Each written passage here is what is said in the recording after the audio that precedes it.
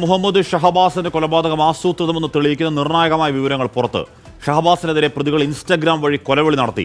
നഞ്ചക്ക് ഉപയോഗിച്ച് മർദ്ദിക്കുമെന്നും കൊലപ്പെടുത്തുമെന്നും പ്രതികൾ ഭീഷണിപ്പെടുത്തിയതിന്റെ പോലീസിന് തെളിവുകൾ കിട്ടി. രാഹുൽ സുരേഷ് വിവരങ്ങൾ ചെയ്യുന്നു. രാഹുൽ, അപ്പോൾ നമ്മൾ ഇതുവരെ കേട്ട ഇൻസ്റ്റാഗ്രാമിൽ ഈ പ്രതികൾ കൊല്ലുമെന്ന് പറഞ്ഞാൽ കൊല്ലും തുടങ്ങിയ ശബ്ദ സന്ദേശങ്ങൾക്ക് മുൻപും അത്തരത്തിലുള്ള കൊലവിളി, അത്തരത്തിലുള്ള ആസൂത്രണം, ഗൂഢാലോചനയ്ക്ക് ഉണ്ടായിട്ടുണ്ട് എന്നതാണോ ഇപ്പോൾ പോലീസ് പറയുന്നത്? രാഹുൽ, തീർച്ചയായിട്ടും ഹാഷ്മി, അങ്ങനെ തന്നെയാണ്. ഷഹബാസിന്റെ കൊലപാതകം കൃത്യമായി നടന്ന ആസൂത്രണത്തിനൊടുവിലായിരുന്നു എന്ന് പോലീസ് ഈ ഘട്ടത്തിൽ സ്ഥിരീകരിക്കുകയാണ്. ഇതോടെ സംഘർഷത്തിനിടയിലുണ്ടായ കയ്യബദ്ധത്തിലൂടെയാണ് ഈ ഷഹബാസിന്റെ മരണം സംഭവിച്ചു എന്ന നിഗമനത്തിന് ഇനി പ്രസക്തി ഇല്ലാതായിരിക്കുന്നു. ഇതിന് കൃത്യമായ തെളിവ് പോലീസിന് ഈ ഘട്ടത്തിൽ ലഭിച്ചിട്ടുണ്ട്. അതായത് ഈ സംഘർഷം ഉണ്ടാകുന്നതിന് മുമ്പും ഈ പ്രതികൾ ഷഹബാസിനെ ഇൻസ്റ്റഗ്രാം ഗ്രൂപ്പിലൂടെ വെല്ലുവിളിച്ചിരുന്നു.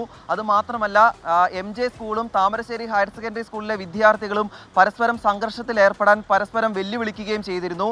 അതിൽ ഷഹബാസിനെ നേരിട്ട് കണ്ടാൽ കൊലപ്പെടുത്തുമെന്ന് പ്രതികൾ പറഞ്ഞതായുള്ള ശബ്ദ സന്ദേശങ്ങളാണ് പോലീസിന് ഈ ഘട്ടത്തിൽ ലഭിച്ചിട്ടുള്ളത്. അതുമാത്രമല്ല, ഷഹബാസിനെ കൊലപ്പെടുത്താൻ ഉപയോഗിച്ച നഞ്ചക്ക് ഉപയോഗിച്ച് നേരിട്ട് കണ്ടാൽ കൊലപ്പെടുത്തുമെന്നും ഇൻസ്റ്റഗ്രാം ഗ്രൂപ്പിലൂടെ ഷഹബാസിന് അയച്ച മെസ്സേജിലൂടെ വ്യക്തമായിരിക്കുകയാണ്.